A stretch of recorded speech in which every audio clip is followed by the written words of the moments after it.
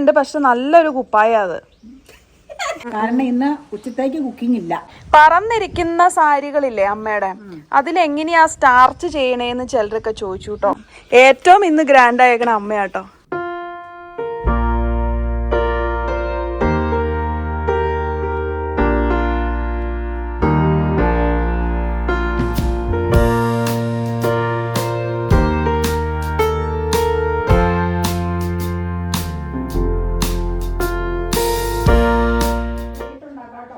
നമുക്കിന്ന് അമ്മ അതേ പുറത്തിരിപ്പുണ്ട്. എന്താ പരിപാടി നോക്കാട്ടോ. So happy. അയ്യോ മാല ഇതല്ല കുഴപ്പമില്ല, പുതിയതല്ല, നേരത്തെ ഉണ്ട്, പക്ഷെ നല്ലൊരു കുപ്പായ അത്. മേടിച്ച തുണിയായിട്ടായിരിക്കും. ഞാൻ ഈ മാല എടുത്തില്ലേ, അറിയാതെ ഇടയ്ക്കിടയ്ക്ക് ഇങ്ങനെ ഇടുമ്പോഴേ ചിലരെന്നെ തമാശനായിട്ട് പറയും മാലയുടെ ലോക്കറ്റ് കാണിക്കാനാന്ന്. അതും ശരി തന്നെ, കാണിക്കാനാ. ഞാൻ മേടിച്ചിങ്ങനെ ഇടുന്നത് എല്ലാരും കാണാൻ വേണ്ടി. അതെ, എനിക്കൊരു താല്പര്യം, ഇഷ്ടാണ്. മാറി മാറി ഇഷ്ടമുണ്ടെങ്കിൽ കാണട്ടെ. പക്ഷെ ഒരു കാര്യമുണ്ട്, ഇടാൻ നിവൃത്തിയില്ല, എല്ലാം ബാങ്കിലെ ലോക്കറിലല്ലേ. ഇപ്പൊ എനിക്ക് മാറി മാറി ഏത് സമയം പോയി എടുക്കാൻ പറ്റൂല. ഇതാകുമ്പോ വലിയ അപകടമില്ല. ഗാർണറ്റ്, കോറല്, പേള ഇങ്ങനെയൊക്കെയുള്ള മുത്തുകൾ മാത്രമേ ഉള്ളൂ. അതൊന്നും അല്ല പറയാൻ വന്നത്. ഇപ്പൊ ഞാൻ ഈ മാലയിൽ പിടിക്കുമ്പോ ആൾക്കാർ പറയും മാല കണ്ടോന്നുള്ള, ലോക്കറ്റ് കണ്ടോന്നുള്ള ഇതിൽ ചോദിക്കുന്നു. അത് തന്നെയാട്ടോ ഉദ്ദേശം. നിങ്ങളൊക്കെ കാണാൻ വേണ്ടി ഞാനിത് പിടിച്ചു കാണിക്കണത്.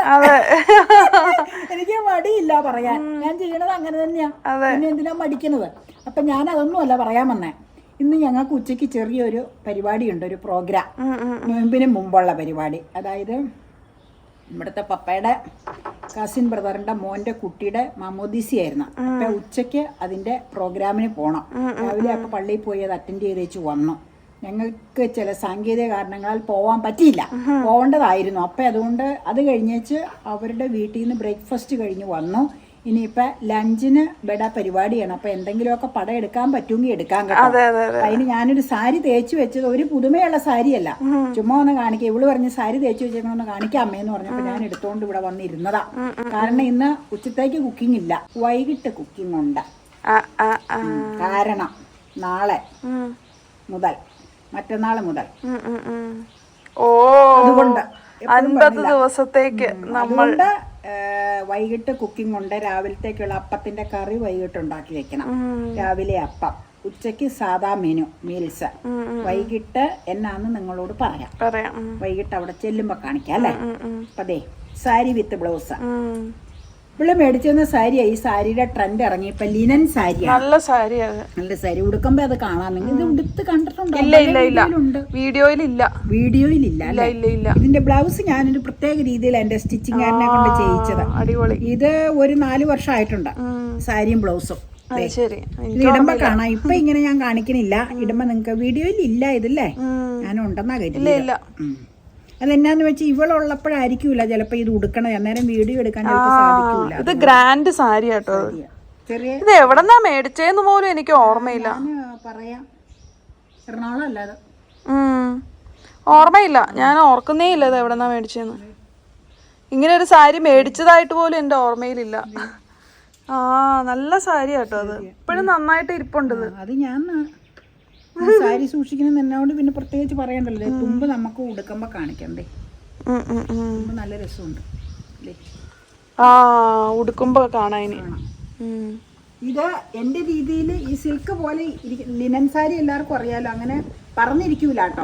സിൽക്കൊക്കെ പോലെ ഒട്ടിക്കിടക്കണതാണ്. അപ്പൊ ഇനി ഉടുത്തു കഴിയുമ്പോ നിങ്ങളെ കാണിക്കാം. പറന്നിരിക്കുന്ന സാരികളില്ലേ അമ്മയുടെ, അതിലെങ്ങനെയാ സ്റ്റാർച്ച് ചെയ്യണേന്ന് ചിലരൊക്കെ ചോദിച്ചു കേട്ടോ. ഒന്നുമില്ല, സ്റ്റാർച്ച് ചെയ്യണത് പണ്ടത്തെ കാലത്തും ഇപ്പോഴും ഞാൻ ചെയ്തുകൊണ്ടിരിക്കുന്ന രീതി. ഞാൻ ചെയ്യുന്ന രീതി ആദ്യം പറയാം. കുറിയ കഞ്ഞോളം എടുക്കുക, സാരിയിൽ നന്നായിട്ട് ബക്കറ്റിൽ കഞ്ഞോളം ഒഴിച്ച് വെച്ച് സാരി മുക്കി അതിൽ വെക്കുക. എന്നിട്ട് പിഴിയാതെ അയയിൽ വിരിച്ചിടുക.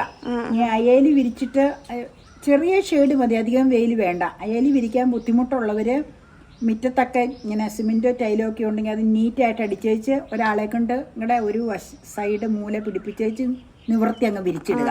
എന്നിട്ട് ഉണങ്ങി കഴിയുമ്പോൾ എടുത്ത് മടക്കി വെക്കുക, സമയം അനുസരിച്ച് തേച്ച് വെക്കുക. ഞാൻ ചെയ്യണ മെതേഡാ. പിന്നെ വേറെ രീതിയിൽ ചെയ്യാം.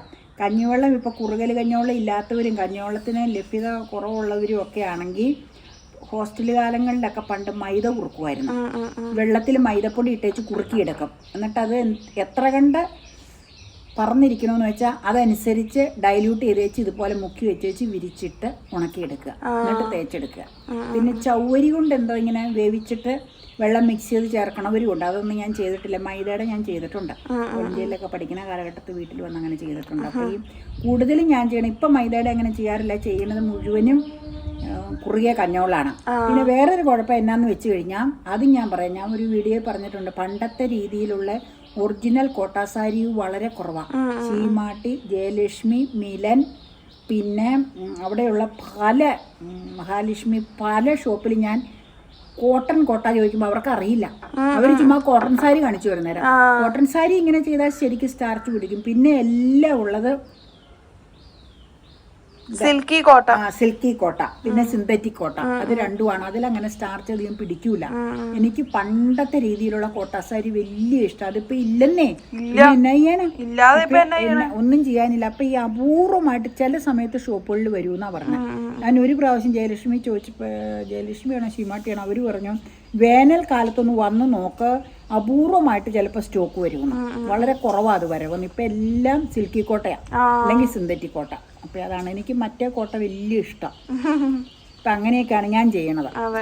അപ്പൊ ഇനി പോട്ടേട്ടോ, പരിപാടികൾ വേറെ ഇച്ചിരിച്ചേറ്റും ഉണ്ട്. പാത്രങ്ങൾ എടുത്ത് അകത്ത് വെക്കണം. ഒരുക്കമൊന്നുമല്ല, പോണതിന് മുമ്പുള്ള ഒരുക്കം. നമുക്കിപ്പോൾ പോവാൻ ഡ്രസ്സ് മാറുക, പോവുക. ഓക്കെ, സാധനം എടുത്ത് വെക്കുക. കൊണ്ടുപോകുമ്പോ അല്ലെങ്കിൽ നമ്മൾ ഇറങ്ങുമ്പോ നമ്മൾ അല്ലെങ്കിൽ മറക്കും. കവർ ഇച്ചിരി ചെറുതായി പോരാ. മറ്റത് വലിയ കവറാ അല്ലേ, അത് കൊണ്ടു നടക്കാൻ പാടാ.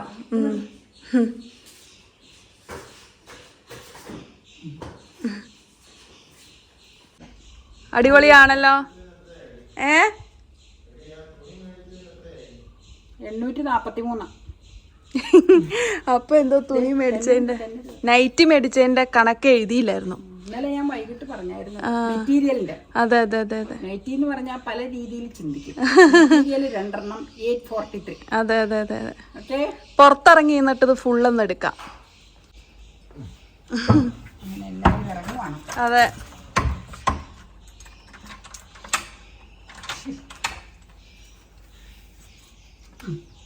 അപ്പൊ കസവും പിന്നെ സിൽവറും കൂടെ ഇടകലർത്തിയ മുണ്ടല്ലേ, അതെയോ കസവ് മാത്രാണോ? സിൽവർ ആൻഡ് കസവ്. നീ മേടിച്ചു തന്നെ. അതെ, ഇറങ്ങിക്കോ, പുറത്തിറങ്ങി നിന്നിട്ട് നമുക്ക് എടുക്കാം. ഏറ്റവും ഇന്ന് ഗ്രാൻഡ് ആയേക്കണ അമ്മയാട്ടോ.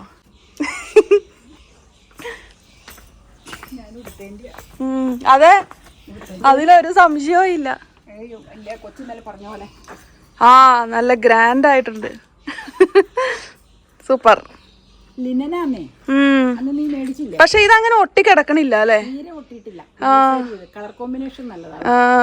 ഇങ്ങനെ ബ്ലൗസ് തയ്പ്പിച്ചു. അന്ന് ഇതിന്റെ ട്രെൻഡായി ഇറങ്ങിയ മോഡൽ ബ്ലൗസ് സ്റ്റിച്ചിങ്. ഒരുപാട് പേര് ഇത് കണ്ട് ഈ മോഡൽ തയ്പ്പിച്ചായിരുന്നു. ഇത് നല്ല ഒരു ഈ കോൺട്രാസ്റ്റ് ആയതുകൊണ്ടേ ഒരു പ്രത്യേക ഭംഗിയുണ്ട് ഇതിന്. ചൂട് പുറത്തേക്ക് ഇറങ്ങിയപ്പോഴല്ലേ. എന്റെ ഒന്ന് എടുക്കോ?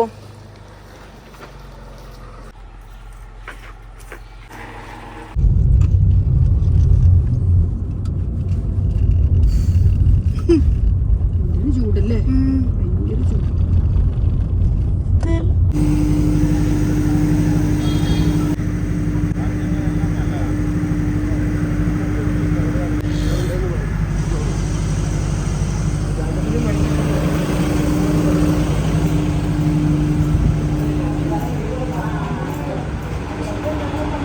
നല്ല പൊടിപ്പൻ ഷർട്ടാ ലഞ്ചാച്ചിന്റെ. നല്ല പൊടിപ്പൻ ഷർട്ട്, അടിപൊളി. നല്ല ഷർട്ടാട്ടോ, തമാശ അല്ല. നല്ല ഷർട്ട് തയ്പ്പിച്ചതാണോ?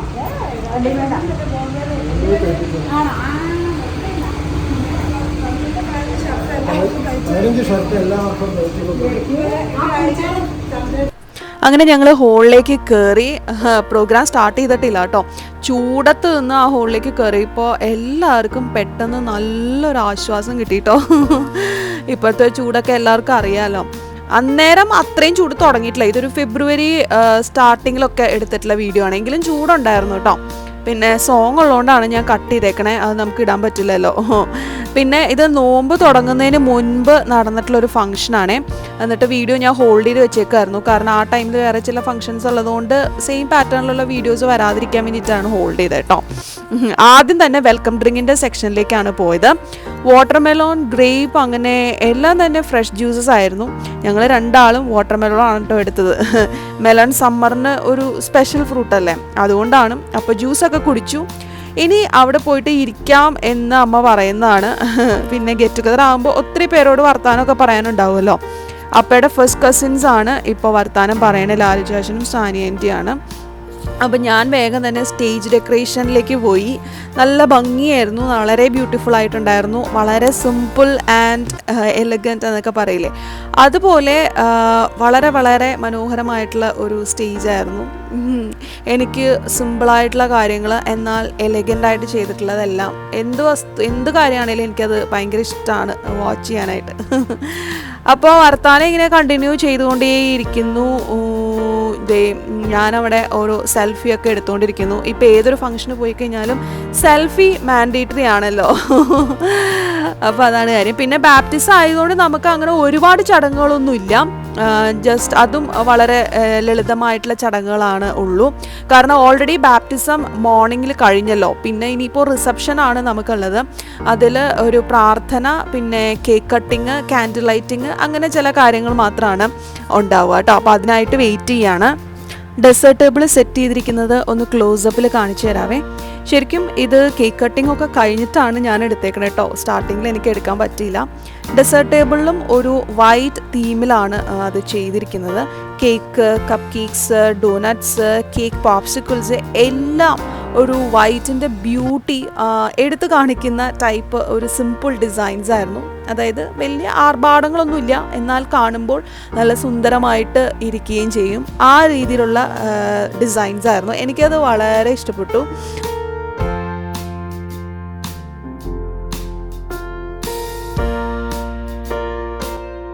ഈ കേക്കിൽ വെച്ചിരുന്ന ഈ ബോൾസ് എഡിബിൾ ആണോ എന്നുള്ളതായിരുന്നു ഞാൻ അന്നേരം ചിന്തിച്ചുകൊണ്ടിരുന്നത് കേട്ടോ. ഈ വീഡിയോ എടുത്തപ്പോൾ ഞാനത് കുറേ ആലോചിച്ചു, ഇത് എഡിബിൾ ആണോ ഇല്ലയോ എന്തോ അറിയില്ല. അപ്പോൾ ഇനി നമ്മൾ പതുക്കെ ചടങ്ങിലേക്ക് കടക്കുകയാണ്. അതെ, ക്രേഡിലും നല്ല ഭംഗിയായിട്ട് സെറ്റ് ചെയ്ത് വെച്ചിട്ടുണ്ട്. റിസപ്ഷൻ സ്റ്റാർട്ട് ചെയ്തു. ആദ്യം പ്രെയർ ആയിരുന്നു, അതിനുശേഷം കാൻഡിൽ ലൈറ്റിംഗ് സെറിമണി, പിന്നീട് കേക്ക് കട്ടിങ്, പിന്നീട് നമ്മൾ ഭക്ഷണത്തിന് മുമ്പുള്ള പ്രാർത്ഥന, അതിനുശേഷം ഫുഡ് സെർവിങ്. അങ്ങനെയായിരുന്നു ആ ഒരു സെറിമണി നടന്നത്. ബേബിയുടെ ക്ലോസപ്പ് ഫോട്ടോ ഒന്നും ഞങ്ങൾ എടുത്തിട്ടില്ല കേട്ടോ, കാരണം കുഞ്ഞു ബേബിയല്ലേ. അപ്പോൾ ഇത്തിരി വലുതായി കഴിഞ്ഞിട്ട് നമുക്ക് ഫങ്ഷൻസിനൊക്കെ കാണുമ്പോൾ എടുക്കാം കേട്ടോ. അത് എല്ലാവർക്കും മനസ്സിലാകുമെന്ന് വിചാരിക്കുന്നു. ഓരോ മനുഷ്യ ജന്മവും ഭൂമിയിൽ അവൻ ജനിക്കുമ്പോൾ ദൈവം എത്രമാത്രമാണ് ഇപ്പോഴും മനുഷ്യ സൃഷ്ടിയെ സ്നേഹിക്കുന്നത് എന്ന് തിരിച്ചറിയാൻ സാധിക്കും. ആ വലിയൊരു സന്തോഷം തന്നെയാണ് ഇപ്പോൾ ഇവിടെയും നമ്മൾ കാണുന്നത്. ആ വലിയ സന്തോഷത്തിൻ്റെ ദിവസം മധുരം ഇപ്പോൾ കട്ട് ചെയ്ത് അത് പങ്കുവെച്ച് ആ വലിയ സന്തോഷത്തിൽ നമുക്ക് പങ്കുചേരാം.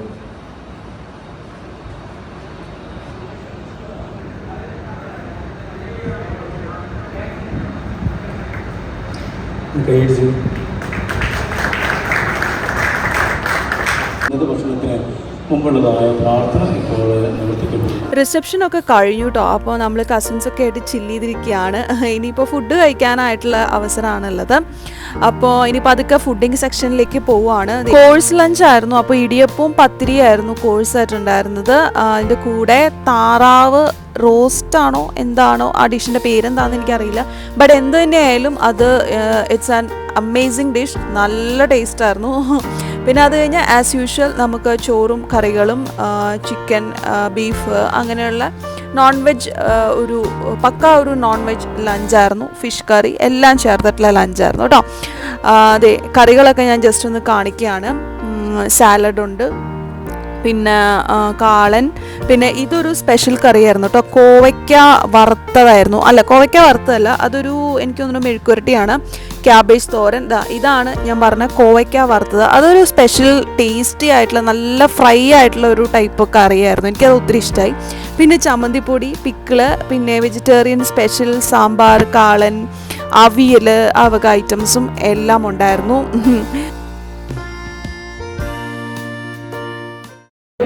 നല്ല കറിയാണ്.